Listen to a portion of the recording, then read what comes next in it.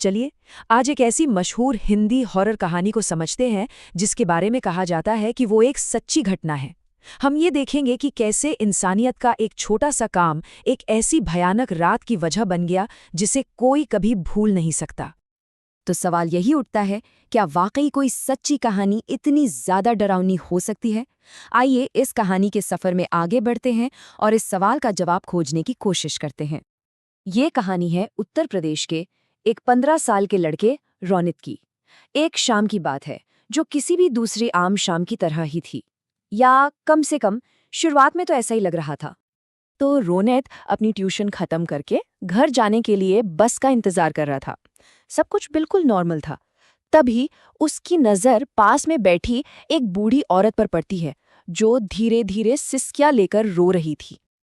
और देखिए, ये पूरा भयानक किस्सा एक बहुत ही अच्छे काम से शुरू होता है। रोनित को उस औरत को देखकर तरस आ जाता है और वो इंसानियत के नाते अपनी पानी की बोतल उन्हें दे देता है। लेकिन जिसे वो एक मामूली मदद समझ रहा था, वो उसकी जिंदगी की सबसे बड़ी भूल बनने वाली थी। बस यहीं से कहानी एक बहुत ही डरावना मोड़ ले लेती है। अचानक से उस औरत का रोना बंद हो जाता है।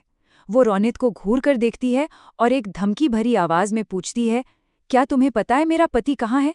अभी बताओ, वरना तुम्हारे लिए अच्छा नहीं होगा। जाहिर सी बात है, इस अजीब बर्ताव को देखकर रोनित एकदम से घबरा जाता है। उसे लगता है कि शायद ये औरत दिमागी तौर पर ठीक नहीं है। वो थोड़ा डर कर पीछे हट जाता है। पर अगली जो चीज रोनित ने देखी, उसने उसके रोंगटे खड़े कर दिए। ये वो पल था जब उसे यकीन हो गया कि वो किसी इंसान से नहीं बल्कि किसी और ही चीज से बात कर रहा है। वो औरत अपनी जगह से उठती है और रोनित की तरफ आने लगती है। तभी रोनित की नज़र उसके पैरों पर पड़ती है। वो देखता है कि उसके पैर टूटे हुए हैं। लेकिन वो जमीन पर नहीं थे। वो औरत जमीन से थोड़ा ऊपर हवा में तैर रही थी। ये देखते ही रोनित की तो जैसे जान ही निकल गई। अब ऐसी नामुमकिन चीज देखकर कोई क्या ही करेगा। रोनित के हाथ से पानी की बोतल छूटकर गिर जाती है और वो बस अपनी जान बचाने के लिए वहां से भागता है, बिना पीछे मुड़े। रोनित को लगा कि वो बच गया, घर पहुंच गया, अब सब ठीक है। लेकिन वो डर उसका पीछा करते करते उसके घर तक, उसके कमरे तक आ पहुंचा था। वक्त रात के 2 बजे, गहरा सन्नाटा, और इस सन्नाटे में कुछ बहुत ही बुरा होने वाला था। रोने की उसी जानी पहचानी आवाज से रोनित की आंख खुलती है और जो मंजर वो देखता है उसकी तो जैसे सांस ही रुक जाती है।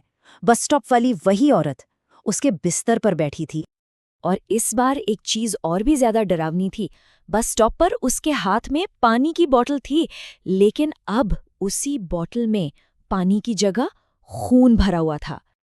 इससे पहले कि रोनित कुछ समझ पाता, वो औरत उस पर हमला कर देती है। वो उसका गला दबाने लगती है और बस एक ही बात चिल्लाती है, तुमने मेरे पति को मारा है। रोनित की चीखें सुनकर उसके मम्मी पापा भागकर कमरे में आते हैं। वो जैसे ही लाइट जलाते हैं, वहां कोई नहीं होता। वो औरत जैसे हवा में ही गायब हो गई थी। वो हमला तो खत्म हो गया, लेकिन उस एक रात का असर रोनित के दिमाग पर हमेशा के लिए रह गया। ये एक ऐसी पहेली थी जिसका कोई जवाब नहीं था।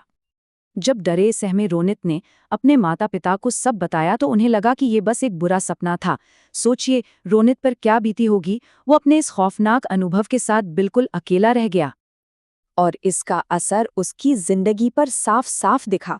वो इतना डर गया था कि कई महीनों तक सहमा सहमा रहा। उसने अपनी ट्यूशन क्लास जाना छोड़ दिया और उस सड़क पर, उस बस स्टॉप पर तो दोबारा कभी गया ही नहीं। और शायद इस कहानी की सबसे डरावनी बात यही है कि आज तक रोनित को नहीं पता कि वो औरत आखिर थी कौन और उस रात उसके साथ असल में हुआ क्या था। ये सवाल आज भी वैसा का वैसा ही है।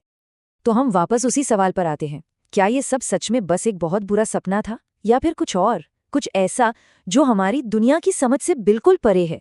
इसका जवाब शायद हमेशा एक राज ही रहेगा।